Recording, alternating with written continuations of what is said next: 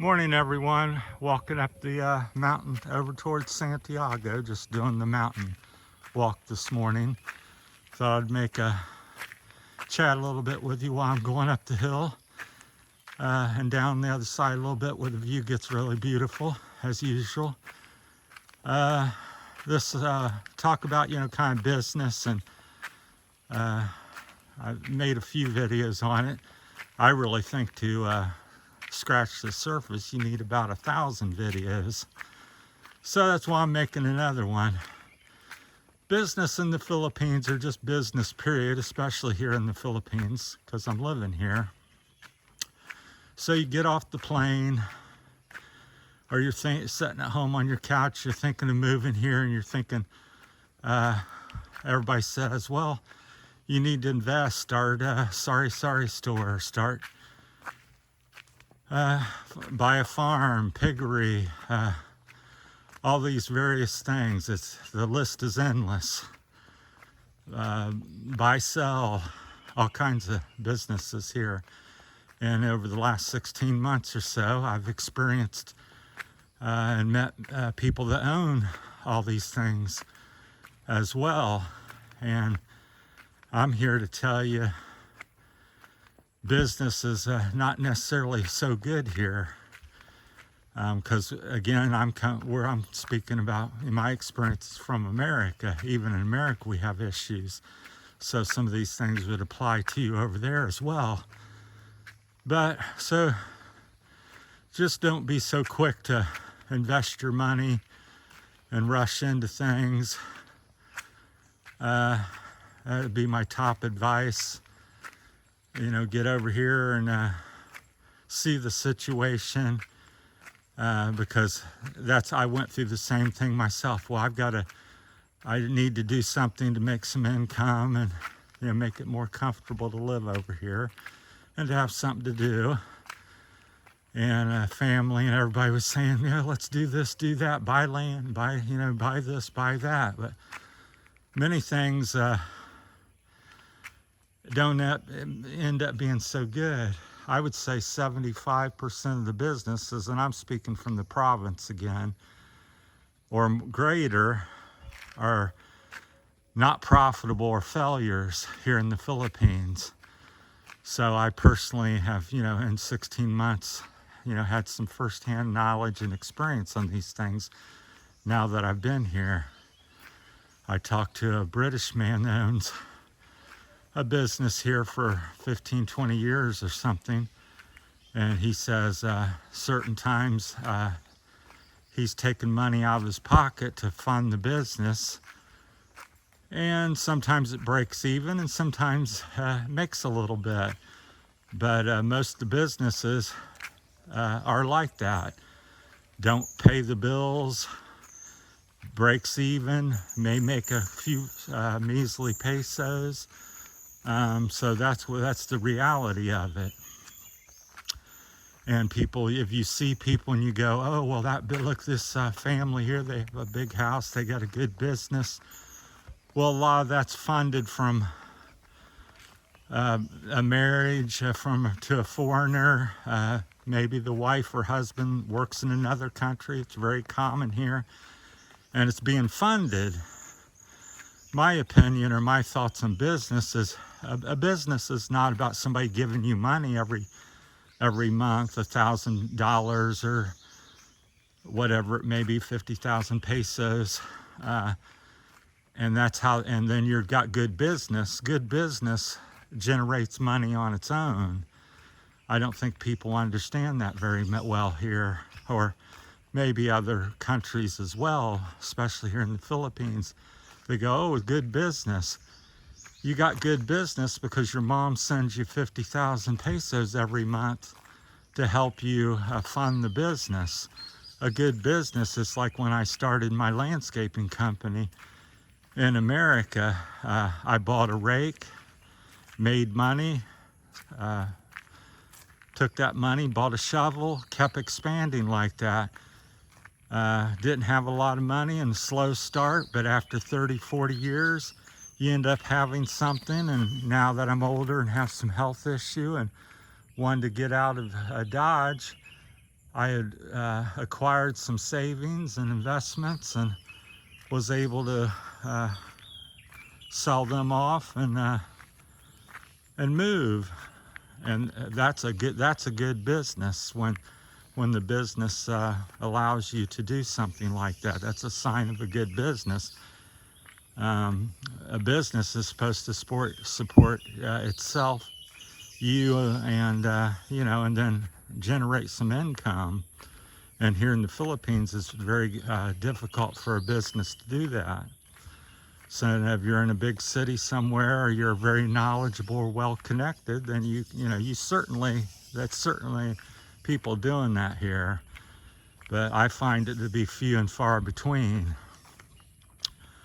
But Westerns have this idea, well, I come from America, I'm a businessman there, or I'm knowledgeable about that. And people, if you buy something for $1, you sell it for $2 or something. Well, here you buy something for $1 or 50 pesos or something. You might sell it for 52 pesos. When you make 2 pesos, you don't make 50 pesos or 56 pesos or whatever the rate is. That's beautiful over through there. The clouds are hitting the top of the mountain this morning because it's early yet.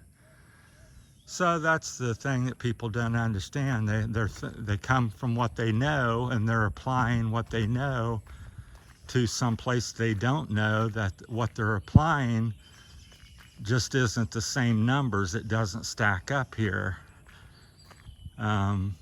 And that's where they get themselves into trouble. They're going to start a business. They're going to invest the money into this resort, and it costs 15 million pesos to do the resort. And now they've got this wonderful resort where you have the staff, you got all this, that, and then you have the low income from the resort. Well, 15 million pesos to most of the little resorts I see here. I don't know a resort locally very close that makes 1 million or 2 million pesos a year. So your 15 million investment to make money, you're not going to get that back for 15 to 30 years or something. And then a lot of times, if there's some hardship or something, like the coronavirus or typhoon and things like that, well, it may be wiped out, or it's just so many different variables. I think having a business and pursuing that's great, but I'm just saying be careful, and this is not your country, and the rate of the profit and loss and this and that and the way you do things is totally different. Same with the laws and the government dealing with stuff. It's stacked kind of it's not for you or the businessman per se. And there's so again, you have to invest in an attorney anytime and everything you do, and because everybody's gonna what I've been facing since I've been here, pretty much once a week, if not every day, somebody confronts me. I got property for sale, good investment. I got a business for sale, good investment. Give me money, lend me money. I got investment for you.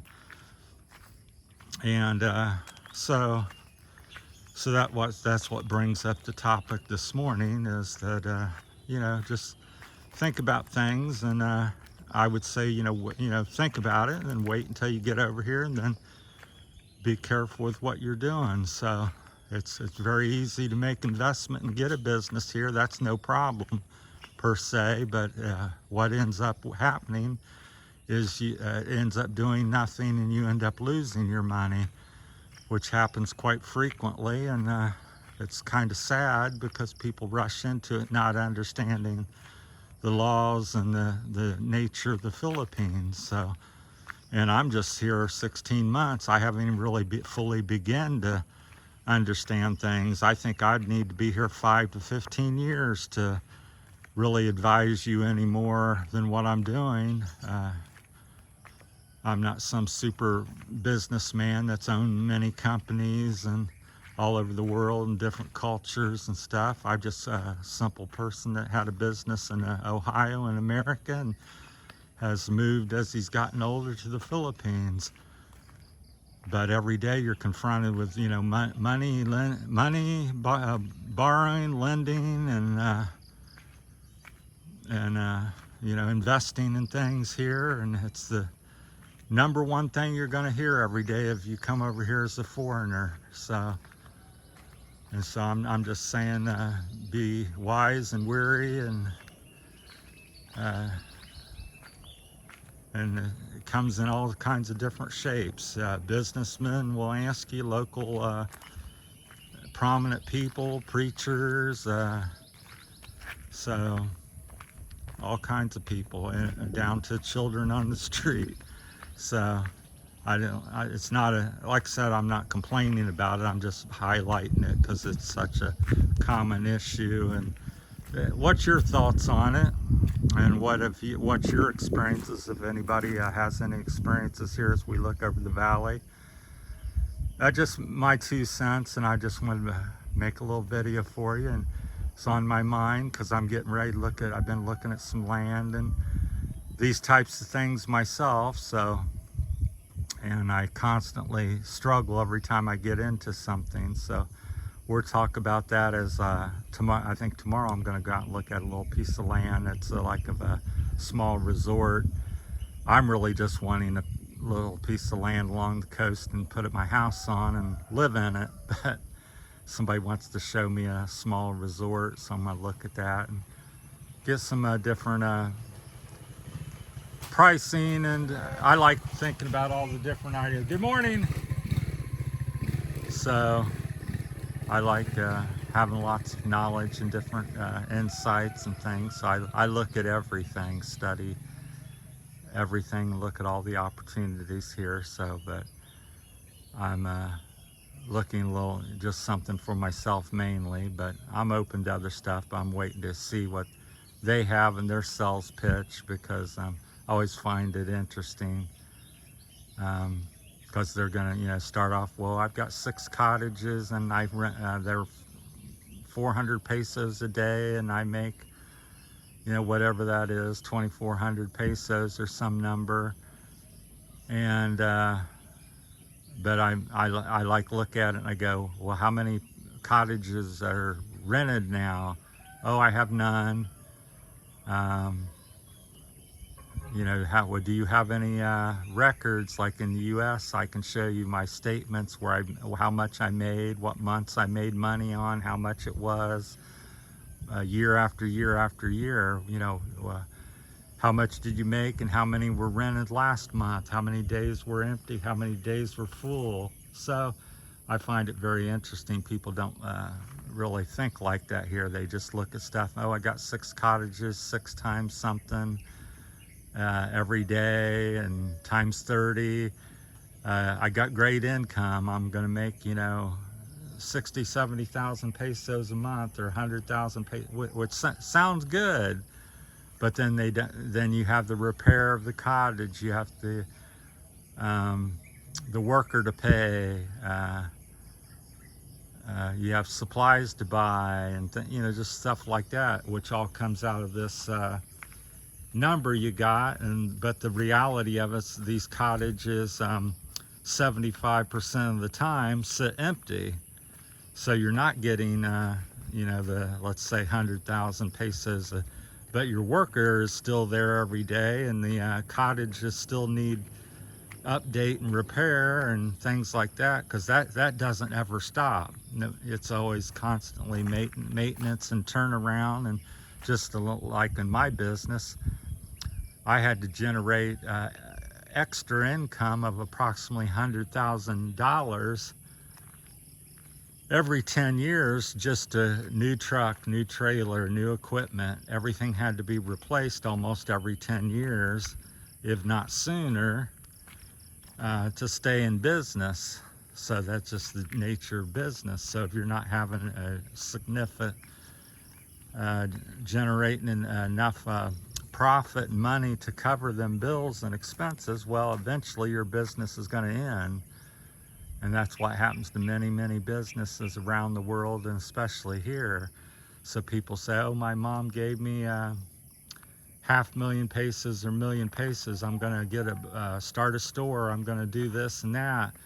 Well, when your mom can't give you money, or you're not understanding how to make money or generate the money, and it's not easy to do here, well, then your store is 3 or 4 months later is gone, because you didn't, it's about knowing the numbers and writing down stuff and asking questions and figuring this stuff out. That's my number one tip, is don't get the numbers and figure things out first. So, all right, we'll cut it off there. Thanks for everybody subscribing. We're at over the 1,000 mark, and if you've watched this long, and we're a little short on watch hours, so that's keeping the channel from monetizing. But other than that, it's moving up and onward, and I appreciate everybody so much.